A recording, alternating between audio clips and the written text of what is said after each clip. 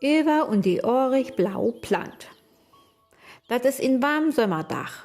Die ersten Sonnenstrahlen schienen durch das Fenster von Evas Kammer auf ihr Bett. Flücht trägt sie sich den Bordmantel an, geht in die Bordkammer, brust sich auf und büsselt sich donner die Tann. Das muss wesen, anders stellt Mutter wer. Eva überlegt gehört. Was kann ich von Dach wohl all beleben? Nu, aber erstmal in de Köken war sich elke Mörjen all treffen. Sie buckt um die Eck und söcht, dat hör Mutter all da is. Man, wo sind die anderen? Hör beid Brös slapen noch. Typisch. All Tietz und Tamme und Finn to Lord. Eva kann nicht verstehen, wo sie so lang slapen können.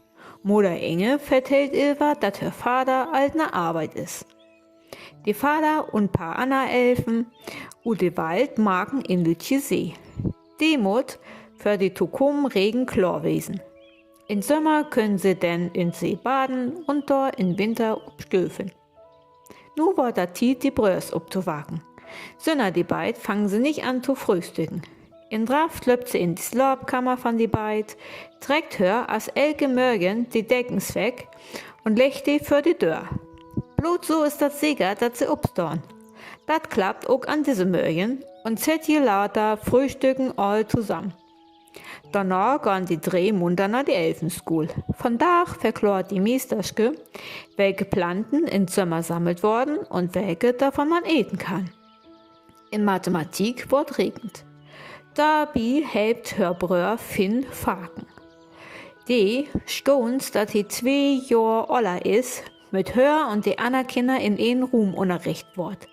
So können sie auch von annalieren. In Dütske Unterricht dürft sie in Kört Geschichte verlesen. Das kann Ilva gut. Die Schulstunden sind fix um. Nu kommt die Tiet von die Dach, die Ilva heel gern macht. Sie kann mit hör Brös durch die Waldstrieben und Abenteuer beleben. Ilva will partout dahin, wo die Kuh für die Seemarkt wird. Und die Fernte sücht sie hör Vater, löppt munter ob an und zack, stoltert sie über in Tack und rollt in Kuhl, die für die Seemarkt wird. Die ihr glitt nah und all hollen verschrickt die Pust an. Eva ist nicht mehr zu sehen. Was ist mit her passiert? Hätt sie sich sehr dorn? Im Bietje lauter findet Tamme sin Süster. Sie seht heel fuhl in die Ehe, flögt vor sich hin und versucht frei zu kommen. Mann, dat geht nicht so fix, als sie sich dat denkt. Nu krabbelt sie mit die Höhe von her Vater oder Kuhl. Au weia, denkt Eva, dat gibt voll Ärger. Sie is mal wer zu forsch und unachtsam west. Ich, Anna, ha die Tag tidig sehen. Nu muss wer einiges von die ihr und die Kuhl schöpft worden. Mit de Kopf nach unten kickt sie vorsichtig her Vater und dann her Brös an.